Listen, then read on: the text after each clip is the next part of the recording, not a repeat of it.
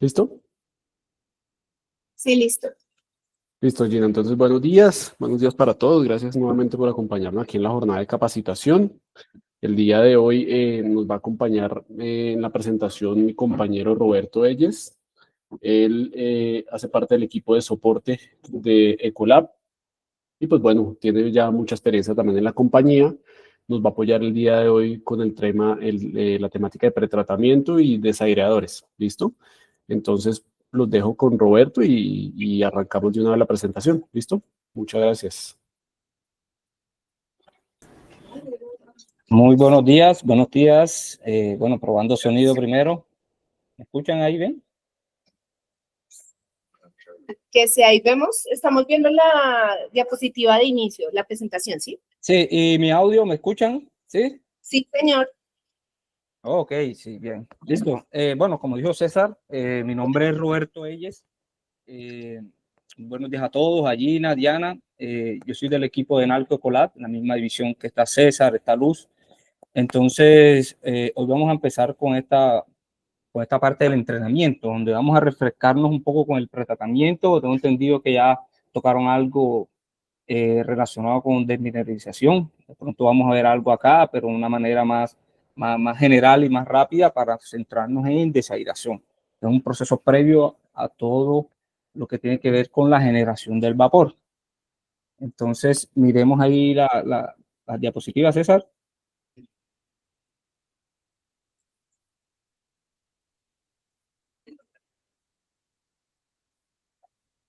Siguiente.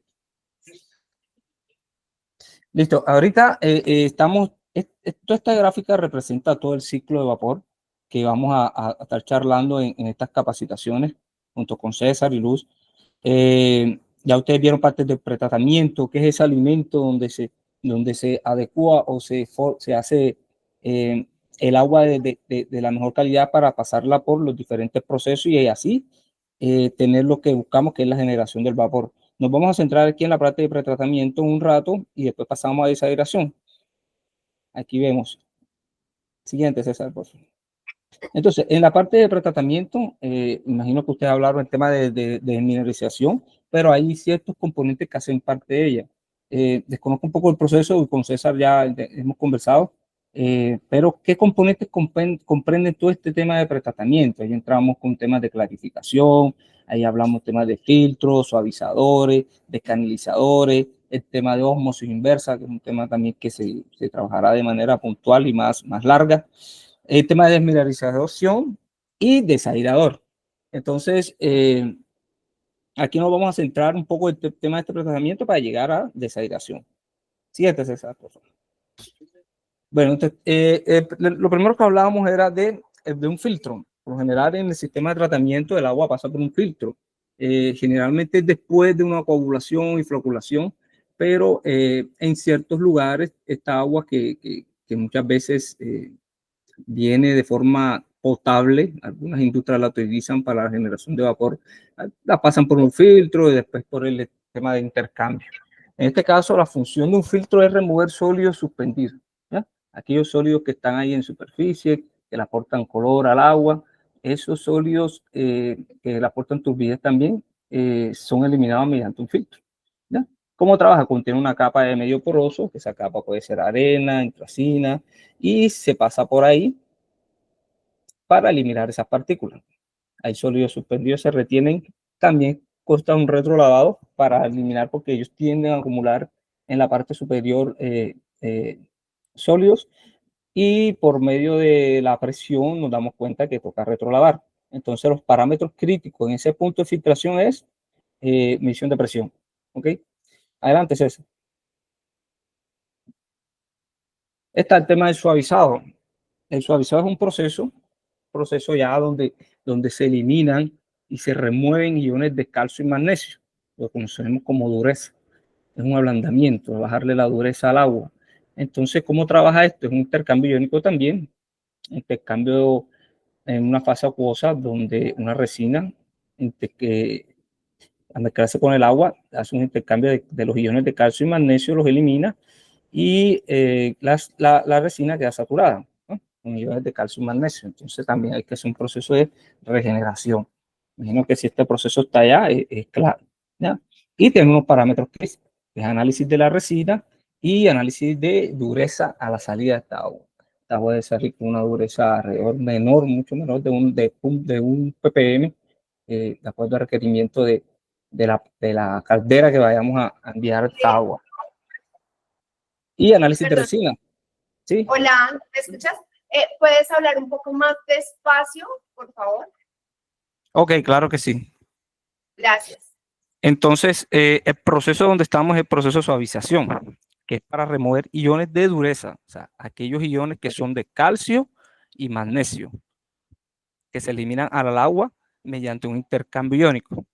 Es un equipo donde tiene una resina, pasa el agua, se intercambian los iones de calcio y magnesio, solo dureza, lo que eliminamos en la suavización, y para eso existen unos parámetros críticos que toca analizar, como son la dureza a la salida, y el tema de la resina, para ver qué tan eficiente está haciendo la resina. Ella tiene una vida útil a la cual hay que estar pendiente. ¿Okay? Si me dicen si voy rápido, otra vez me dicen y ponemos más lento. Adelante, César. Listo.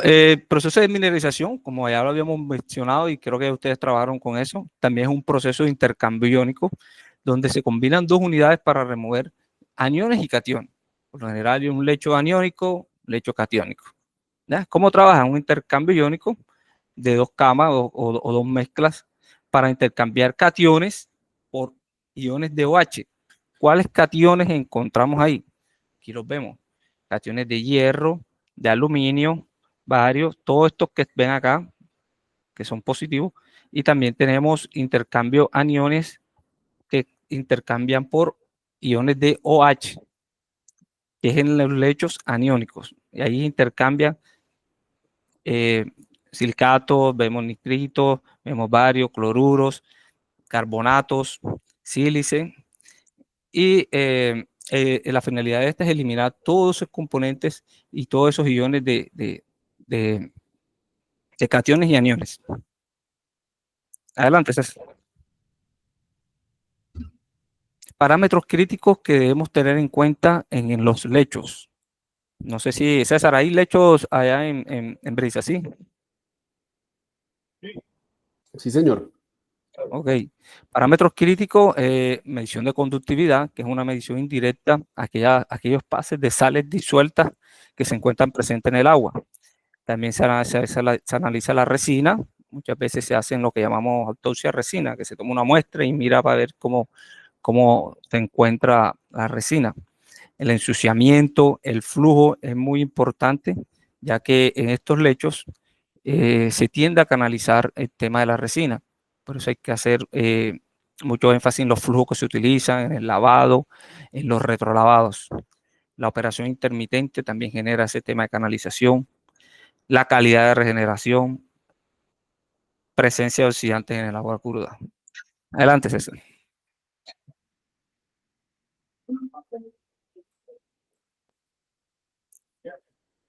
Ósmosis inversa. Este es otro proceso que se utiliza comúnmente y precisamente muchas veces se utilizan en simultáneo.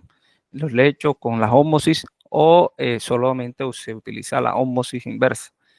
Entonces, la función de también filtrar el agua, pero al filtrar el agua por una membrana permeada, él permea todos esos sales disueltas que están ahí y elimina también iones de calcio y aniones y cationes, perdón.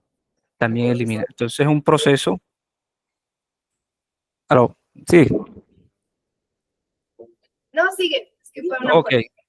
listo. Entonces, ¿cómo trabaja una ósmosis inversa? Es un principio de ósmosis inversa. O sea, el agua bajo presión es forzada a pasar a través de unas membranas que son semipermeables. Entonces, elimina todas aquellas impurezas como aniones, especies no aniónicas, material suspendida. Él hace una vez también de filtro, pero la idea es que todo ese material suspendido que esté sea eliminado previamente por filtración para no saturar y llenar a las membranas de cualquier material suspendido que nos pueda generar problemas en el permeado. ¿Ya? Entonces, parámetros críticos que se realizan una ósmosis inversa, rechazo de sales, la presión también es importante ahí, el flujo de permeado normalizado y el SDI, índice de densidad de lodo, que se mide directamente ahí en la ósmosis. Con esto en el tema de ósmosis vamos a entrar un poco más en detalle. Ahorita es hay algo por encima para entrar a nuestro proceso de desairación. Adelante, César. Aquí en esta tabla vemos una comparación entre los procesos que hemos hablado. Por ejemplo, un agua cruda, las características que trae, qué parámetros y qué contaminantes podemos encontrar ahí. Por ejemplo, en el agua cruda se espera y se observa y se ve muchas veces conductividades de 540, presenta alcalinidad, por ejemplo, de cloruro 31, sílices, tiene magnesio, tiene sodio. Después que se pasa por un suavizado, no eliminamos conductividad, solo los iones de calcio y magnesio, como vemos aquí en la dureza. Por ejemplo, calcio lo lleva a cero prácticamente y el magnesio también. Ese es el punto de asociación. Su objetivo es eliminar sales de calcio y magnesio. Está un proceso de descanalización, está el proceso de remoción de CO2 y suavización, que también es otro proceso. Y aquí en estas dos etapas que muchas veces encontramos los lechos que son aniónicos, catiónicos y mixtos. Los de dos etapas son aquellos lechos aniónicos y mixtos. Y esta es la calidad más o menos cuando ya uno tiene la salida de esa agua que pasa por esos dos lechos. Se esperan conductividades menores a 10 microsiemens. Pero esto es un parámetro crítico que hay que nosotros medimos y que nos muestra de que hay una eliminación de sales disueltas. Menor a 10. Si miramos el tema de cloruro, también elimina cloruro menor a 1. Y en la desmineralización de 3 etapas, que por lo general comprende lechos aniónicos, lechos catiónicos y lechos mixtos, se utiliza más para obtener un agua de muy baja pureza para que ser utilizada en generación de energía. Lo encontramos generalmente porque es un agua ya ultra pura. Adelante, César. Bueno, esto es una comparación ahí cuando se usa ósmosis inversa y desmineralización. La ósmosis en proceso trabaja con una membrana, la desmineralización trabaja con resinas. Hay unas diferencias en cuanto a costos de operación. Por ejemplo, el promedio de costo de operación de una ósmosis en promedio 0.41 euros por metro cúbico y el promedio de la desmineralización es 0.6 a 2 euros por metro cúbico. Es mucho más, resulta ser mucho más costoso el tema de la desmineralización. Uso de químicos, uso antiincrustantes, el tema de la ósmosis. Y acá los químicos de regeneración, usamos ácido, soda para generar las resinas. Adelante, César. Algunas definiciones, ya entramos en el tema de impurezas del agua. Todo esto con el fin de que el agua que vayamos a usar para la generación de vapor sea una agua que esté libre de contaminantes. Entonces, todo eso lo hacemos en el pretratamiento. Ahí vemos sales minerales disueltas, las impurezas de dureza, calcio, hierro, alcalinidad. Estos representan cationes y aniones. Tiene unos efectos la dureza, forma depósito y reducción. Por eso se elimina, porque estos iones de calcio y magnesio, cuando entran en la caldera, sea una caldera pirotubular o acotubular, tienden a formar depósito, lo cual afecta la eficiencia de la caldera. Por eso es que son removidos estas sales minerales del agua. Adelante, César. Remoción, hay unos métodos para remover los minerales disueltos. Ya vimos que por filtración no removemos minerales disueltos. Entonces hay unos métodos que son por evaporación o destilación, la membrana, que hablamos ahorita por ósmosis, precipitación química utilizando temperatura o una cala en frío, y el intercambio iónico, que es el que ustedes tienen allá en la planta de brisa, unos lechos. Adelante, César. ¿Cómo actúa este intercambio? El agua pasa y entra en contacto con la resina. Aquí lo vemos, el agua trae las sales disueltas. Al entrar en contacto con la resina, la que vemos la bolita roja a la izquierda, que tiene los 4 iones de hidrógeno, al entrar en contacto el agua, las impurezas del agua con la resina, se genera un intercambio. La resina se queda con las impurezas de calcio, de magnesio, de sodio, y el agua sale cargada con iones de hidrógeno. Después de cierto tiempo, la resina toca ser regenerada para ella adquirir nuevamente esos iones. Así funciona el intercambio iónico. Absorbe iones de una solución e intercambia por cantidades equivalentes de otros iones de la misma carga. Adelante, César. Tiene unas propiedades de la resina que se utilizan en estos lechos. Tiene un tamaño, tiene un enjuague, tiene una presión. Cuando la partícula es grande o pequeña, la capacidad es alta. En la partícula grande es baja. El enjuague en partículas pequeñas es corto. Cuando la partícula es grande debe ser extenso.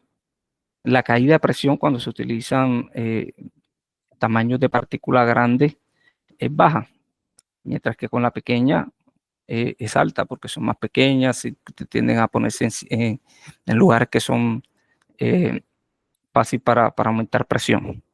Adelante, César. Existen unos criterios de selección para la resina cuando se va a realizar este proceso de desmineralización. Las características del agua entrante, como hablábamos, qué características tiene el agua, si es agua alta en alcalinidad, en sílice, todo, la pureza del efluente, si la caldera es de alta presión, de media, de baja. Todos estos criterios son importantes para seleccionar una resina en el momento de realizar el intercambio iónico. Adelante, César.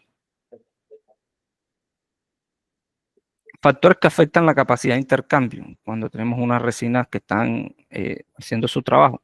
El tipo y concentración de cantidad de regenerante. El tipo de regeneración, cómo se hace. Es crítico el tema de este procedimiento, cómo se hace la regeneración. Tienen que cumplirse con unos tiempos. También es importante medir las concentraciones en el momento de la regeneración, lo que llama uno la curva de elusión. Naturaleza y contenido mineral del agua, la velocidad del fuego a través de la resina, importante, la temperatura y la profundidad de los lechos. Adelante, César.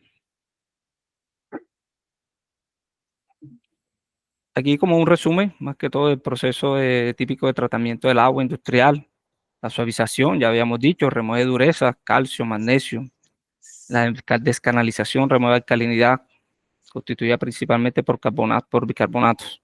La desmineralización remueve completa de los minerales, como habíamos dicho, minerales tanto aniónicos como catiónicos. Adelante, César.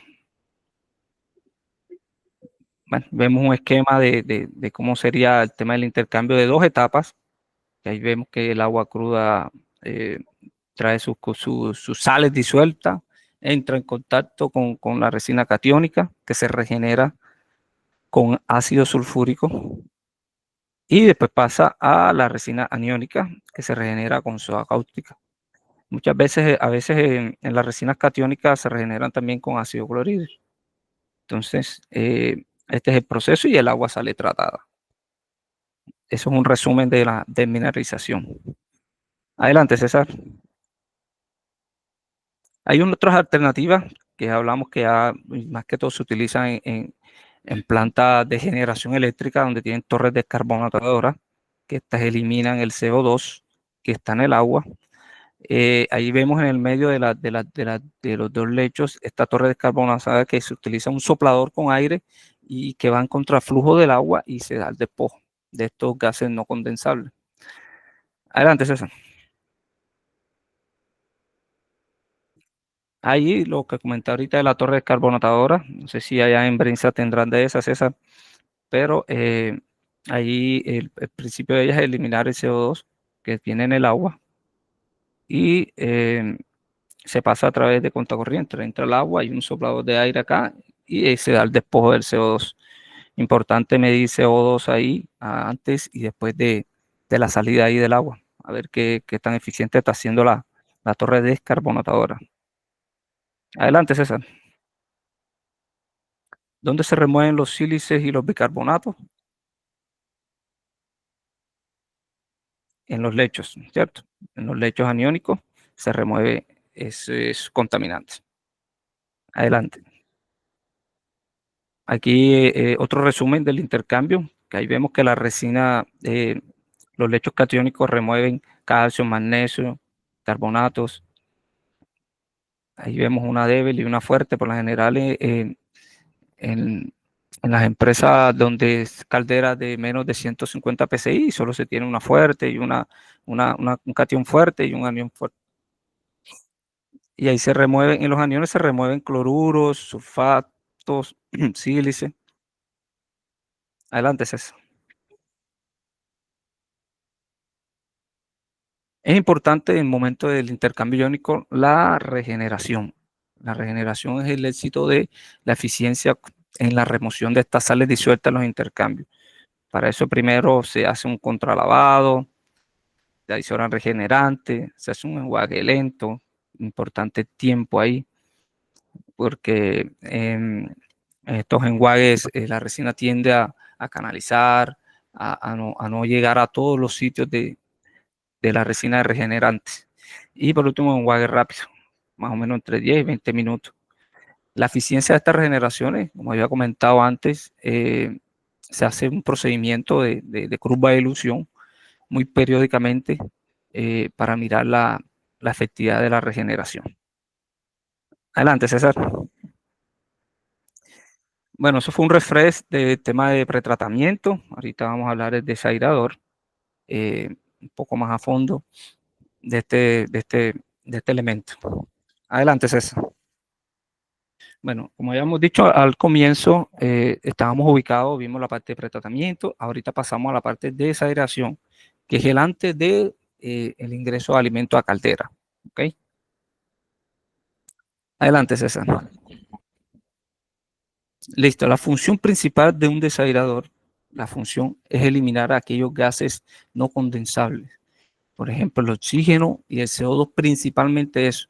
Hay otros gases que no son condensables, ¿verdad? Por ejemplo, nitrógeno y otros, pero es importante la remoción de oxígeno y CO2 por el impacto que tienen estos en la caldera, que vamos a ver, y más adelante en el tema de caldera específicamente.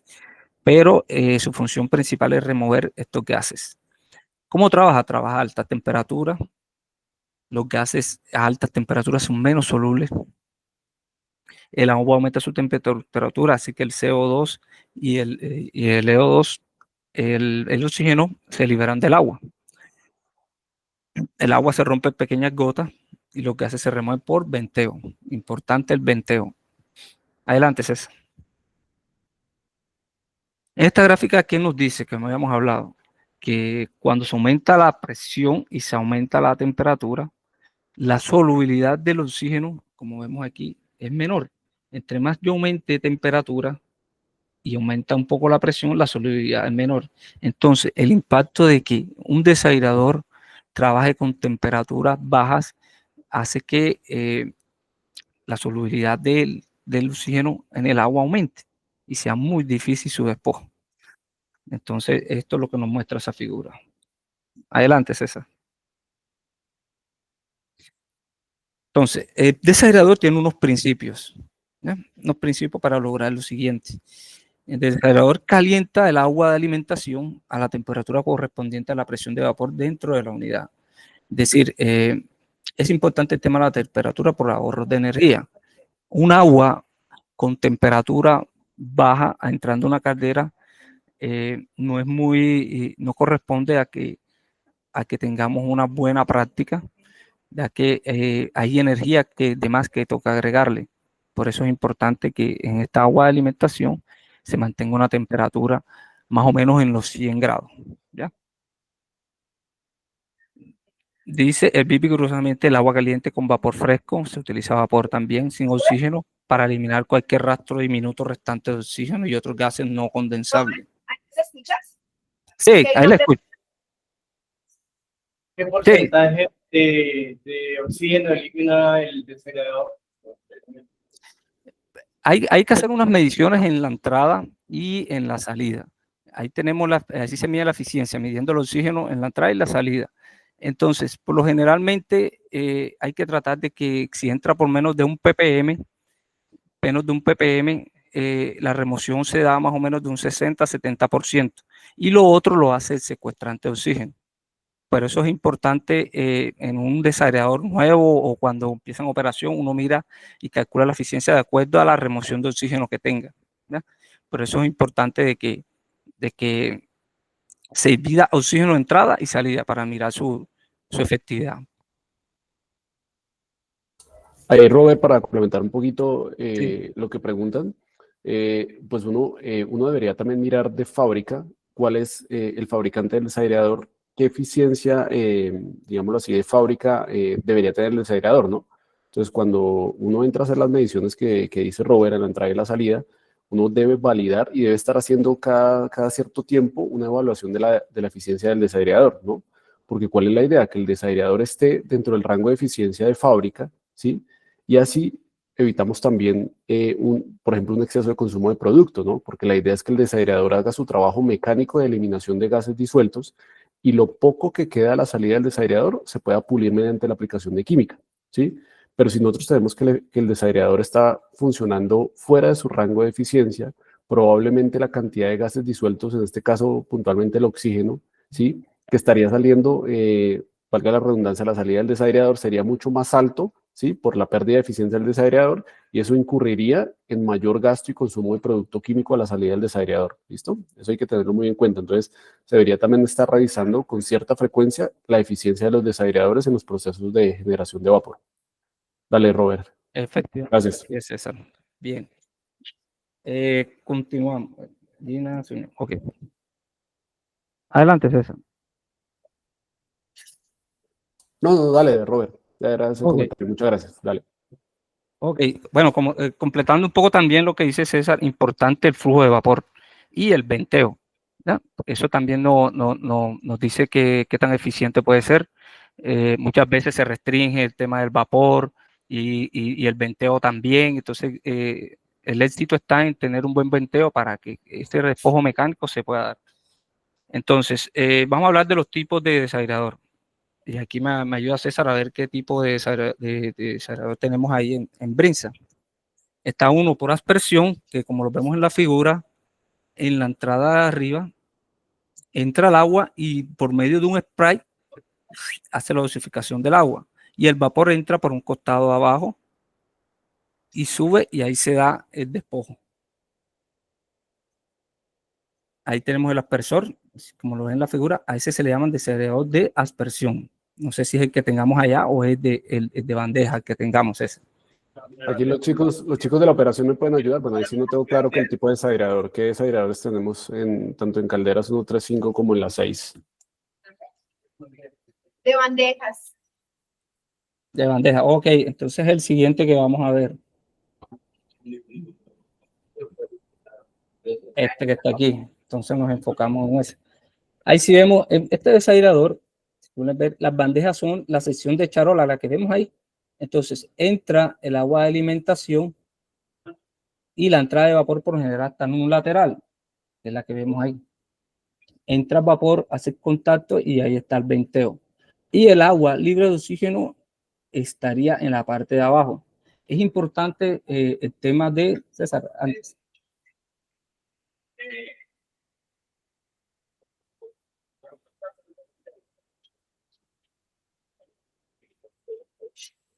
Es importante el tema de la dosificación del secuestrante de oxígeno. Actualmente tenemos secuestrante de oxígeno ahí, César, ¿sí? Dosificando. Sí, señor. Sí, señor. Solo, solo No, ese producto. te iba a decir que el tratamiento que aplicamos en calderas en Brinza consta del producto tratamiento interno con BT3000, que es fosfato continuo. Aplicamos el Surgar 1700, ¿sí? Y aplicamos la mina Nalco 356. ¿Listo? Este es el tratamiento para los sistemas de vapor. Ok, es una, ¿de qué presión de la operación la caldera ahí, César? 450, ¿no? Creo que son las calderas de aquí de Brinza. Ok. Listo, listo. La presión del... Presión de domo, presión de operación, sí. César, ¿cuál era la pregunta? ¿La presión de qué? La presión de operación de calderas. De caldera. Ah, 420 aproximadamente. 420, sí, sí. Ok. Frenando a media, sí. Bueno, listo. Entonces tenemos este tipo de desagradador. La función es eliminar el tema del oxígeno y todo aquello que hace condensable. La dosificación de químicos generalmente se estima que se agregue solo ahí, tema de secuestrante. ¿Ya? Requiere un diferencial de solo 2 a 4 grados centígrados para la desagregación. Es decir, que si entra una temperatura de 100, el diferencial sea más o menos 2 grados a 4 grados. ¿Ya? Que no pierda, no baje mucho la temperatura. Y por acá en el fondo sale la alimentación, que es el agua que va hacia la caldera libre de oxígeno. Entonces, es muy importante el tema del mantenimiento. Aquí también se puede haber presencia de óxidos de hierro. El oxígeno puede formarlo en forma de matita y se tiende a desprender fácil y viajar con el agua de alimento. ¿Ya? Entonces, es recomendable en las operaciones y en las paradas de planta inspeccionar las bandejas regularmente, ¿ya? Para ver que esté funcionando bien y no tengamos arrastre de hierro hacia las calderas. Importante eso en este tipo de desagradadores, la inspección de bandejas. Adelante, César.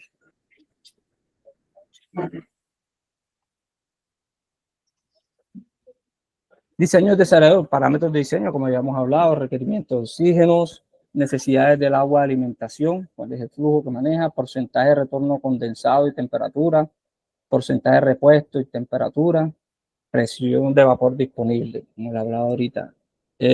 César, el tema de condensado retorna a un tanque, ¿cuánto es el porcentaje ahí de retorno, César? ¿Es siempre bastante condensado?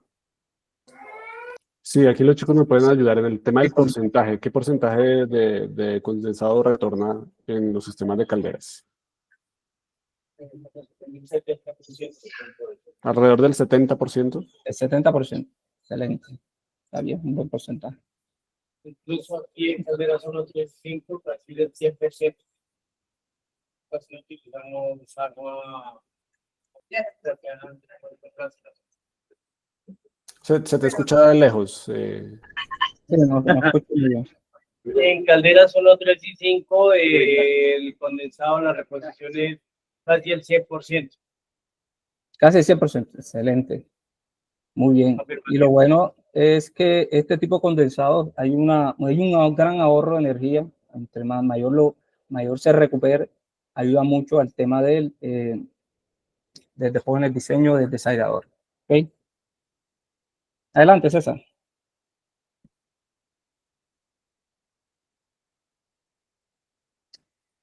Bueno, como sigamos comentando, existen unas partes que tienen estos tipos de desagradadores. Ahí vemos las partes, una válvula reductora de presión. Por acá, la parte 1, una válvula reguladora de presión. La válvula de alivio de seguridad, control de válvulas reguladoras de agua de entrada, control de sobreflujo, alarma de nivel del agua, importante eso, termómetro, variable crítica que hay que tener en cuenta y analizar, la presión y el espacio de vapor que se genera aquí, en la parte más que toda arriba, y la válvula de venteo. Importante, como decía al principio, el tema del flujo del vapor es importante mantenerlo, de pronto no minimizar ese flujo por temas de temperatura o algo, sino mantenerlo para que se pueda generar un buen despojo mecánico y ya con la ayuda del secuestrante sea más fácil. Adelante, César. Problemas típicos que encontramos en un desagradador. Ahí vemos venteo inadecuado, ya se lo había dicho ahorita. Temperatura alta de entrada, inadecuado delta. Cantidad inadecuada de vapor o presión fluctuante. Fluctuaciones amplias en el flujo del agua de alimentación o flujos de diseño fuera de especificación. Cortocircuito, lo que habíamos hablado ahorita, toberas, las bandejas en mal estado que ocasionan pérdida porque tapones. Y aire o aglomerado de hidrocarburos, que aquí muy poco se estaría viendo. Adelante, César. Entonces, es importante el tema de revisar, y por eso hablaba ahorita de que hay que revisar la entrada también de oxígeno del agua del desagradador para mirar también su eficiencia y compararla con la de diseño. Existen otras fuentes, fuga en la válvula de punteo del desagradador, entrada de aire en la bomba de alimentación de caldera, eso ya es a la salida, y entrada de aire en las líneas de muestra. Eso hay que tenerlo también importante porque la medición del oxígeno, después que sale del desaerador, lo medimos en la entrada de la caldera. ¿Ya? Adelante, César. Parámetros críticos en momento de servicio de la operación de un desaerador. En servicio, el desempeño. Hay que medir oxígeno. No sé si, César, aquí medimos oxígeno en Brinza, sí.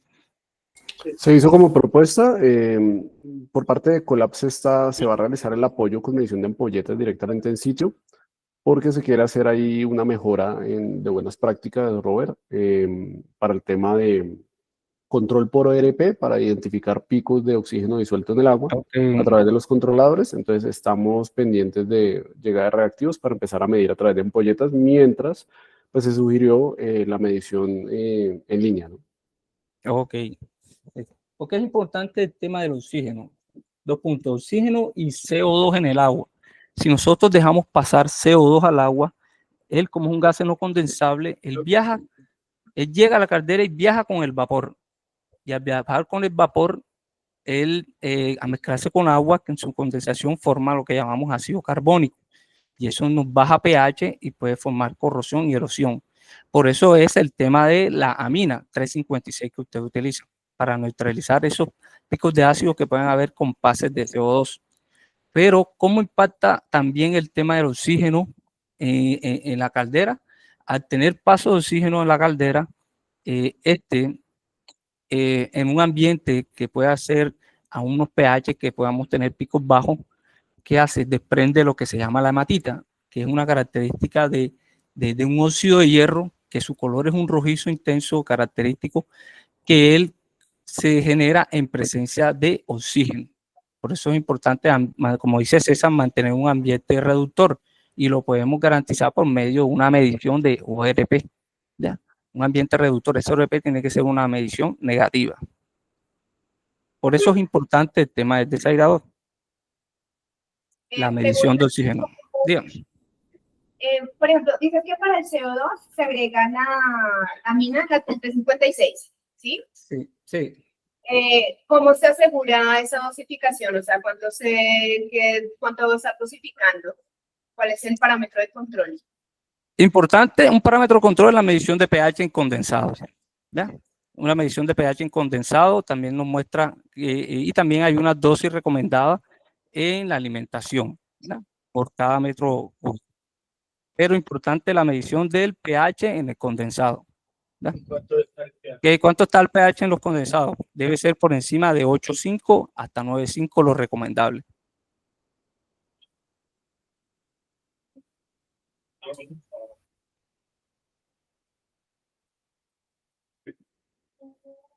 ¿Aló? Sí. Sí. Y en el oxígeno. En el oxígeno, para este tipo de caldera, menor a 10 ppb como alimento. Se mide en el alimento del agua de caldera.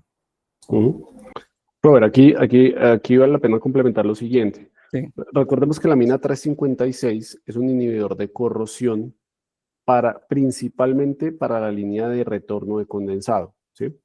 ¿Por qué? Porque la amina 356 es un producto altamente volátil que se va con el vapor y condensa, y lo que permite es proteger la línea de retorno de condensado. Esa es la función principal de la amina 356.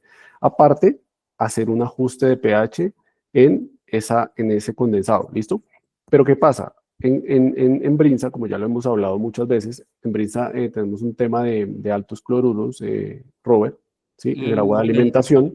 Entonces, aquí, a diferencia de muchas plantas, no se hace control de pH a través del condensado y agua de alimentación, ¿sí? Ya que pues la amina hace un ajuste de pH, pero no es una base fuerte, ¿sí? Entonces, aquí el control de pH lo hacemos a través del BT3000 que se aplica en el domo. ¿Listo? Sí, fosfato, claro. Correcto, ya que por la fuerte carga de cloruros tenemos, digamos, una alta condición ácida al interior de la caldera, entonces nos toca contrarrestarla con un producto que es base fuerte, como lo es el BT3000. Por eso el control se hace directamente moviendo la dosificación de BT3000.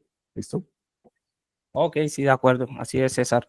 Sí, sí, el tema de la mina, sí, él es un inhibidor de corrosión también, pero principalmente también se usa para ese tema del CO2, ¿ok?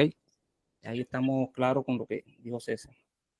Listo, otro parámetro crítico, temperatura mayor a 80 grados centígrados, presión versus diseño, comparar la presión de operación con la de diseño muy periódicamente, la revisión del venteo, como le habíamos dicho, importante eso. Durante las paradas de planta, como le había dicho, es importante abrir los desagradores, revisar las toberas, las bandejas, puerto de inyección, inspección de corrosión o algún depósito que tenga ahí. Nosotros podemos prestar los servicios de inspección, mirar, tomar muestras de depósito para ver qué tipo de óxidos se encuentran ahí, inspeccionar las soldaturas, las grietas. Todo este tema es importante para mantener la eficiencia del desagrador. ¿Ok? ¿Listo, César? ¿Qué sucede cuando la temperatura es menor a 60, a 80 grados? Es que se busca una mejor temperatura por el tema de la energía que trae, tratar de aprovecharla, tener una temperatura más baja, requiere un mayor consumo de energía al momento de entrar a la caldera. ¿Qué combustible usan allá, César? Carbón, Roberto. Ese es importante el tema. Y como había comentado, el tema de la temperatura, la solubilidad del oxígeno. Recuerden que a mayor temperatura, la solubilidad del oxígeno es menor. ¿Ok? Pero esta es ya en la entrada a la caldera de esa temperatura. Sí, es importante. O sea, la temperatura, como es energía que se aprovecha, a esa temperatura que esté mayor, llevamos el oxígeno menos soluble y la energía que lleva es aprovechable. Incluso Oye, ¿cuál es la temperatura que debería entrar a un desagradador? Bueno, dependiendo del retorno de condensado. Por lo general, el condensado viene con una temperatura alrededor de los 100 grados. Por ahí estaría la temperatura. 100 grados, manteniendo un delta de 4 grados más o menos, eso sería una buena temperatura, 94 en la entrada.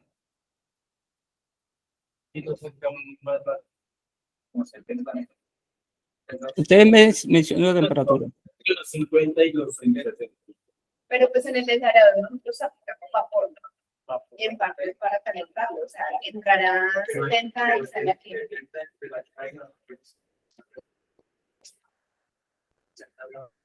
O sea, por eso entra con 60 y sale aquí 120. Ah, Puede continuar. Esto, César. Ok, listo. Listo, equipo. Bueno, aquí culminamos lo que es la presentación del tema de un refresh de lo que es la parte de mineralización y bueno, el tema de desagregadores. Gina ya por ahí tiene ¿la qué? La evaluación. sí. Dame un momento. ¿Tienen preguntas? Ahí tienen el aire acondicionado.